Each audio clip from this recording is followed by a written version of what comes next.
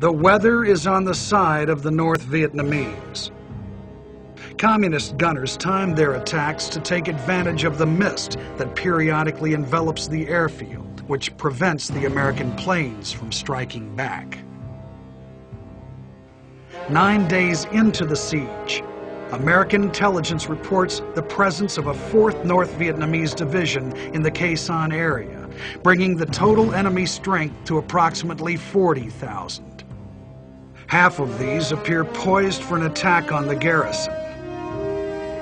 In early February, the enemy again tried to take the 861 complex. However, this time they made an effort on its twin sister 861A.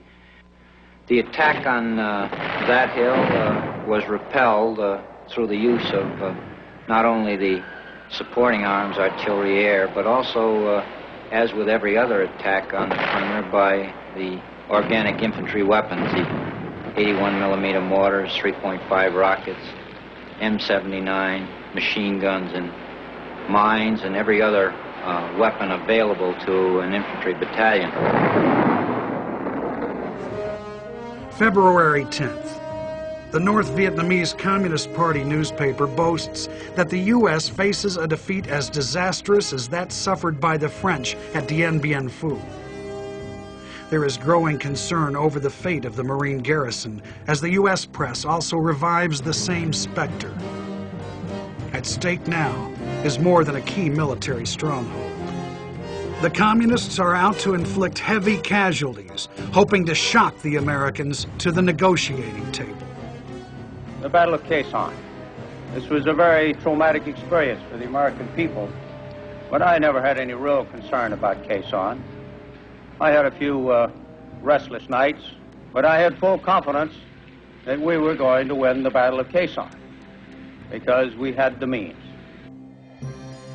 The Americans have protection from big 175 millimeter guns at Camp Cairo, about 17 miles to the east, and at the Rock Pile, about 12 miles to the northeast.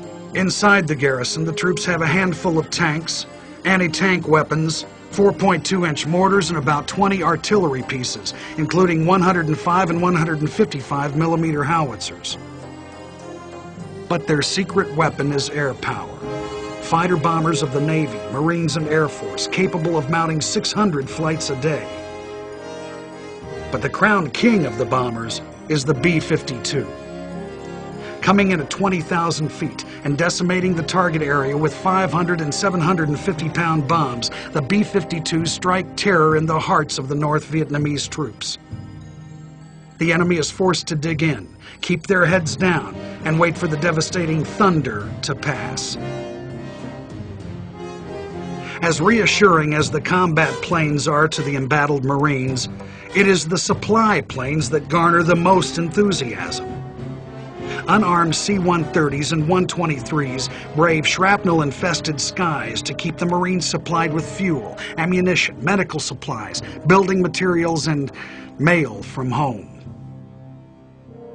And according to our calculations, we could supply Khe Sanh by parachute drop, and we had prepared ourselves for this contingency some 18 months before.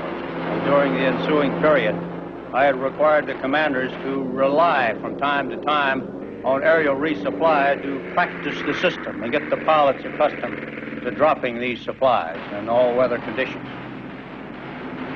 So when the time arrived, we were able to supply that garrison of some 5,000 people. February 13th. The bloody standoff is 3 weeks old. Marine casualties mount as a platoon is ambushed by Viet Cong forces 800 yards outside the barbed wire perimeter. Allied aircraft concentrate on creating a protective wall of fire around the garrison to keep the Marines safe from advancing enemy forces.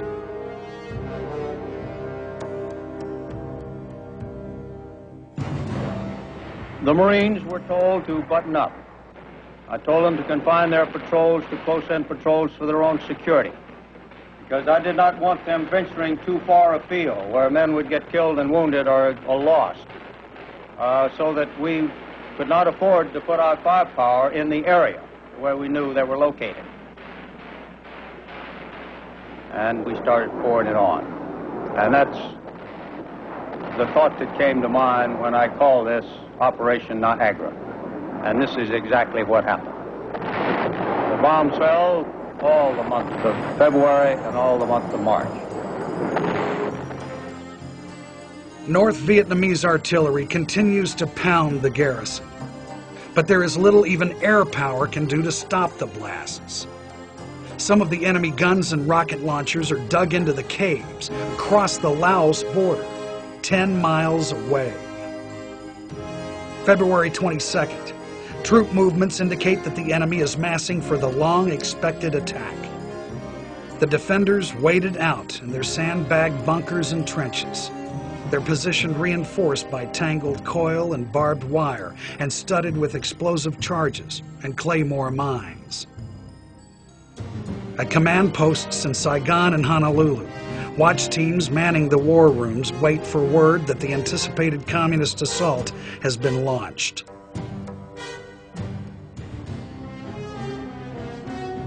American intelligence reports indicate that the all-out attack should come early Monday morning, but it does not develop. The communists are unable to mass their troops for the attack because the airstrikes and heavy bombardment. Also, the Marines still control the high ground guarding the approaches to Khe Sanh. More than a week later, the attack has still not materialized. Time is running out for the communists.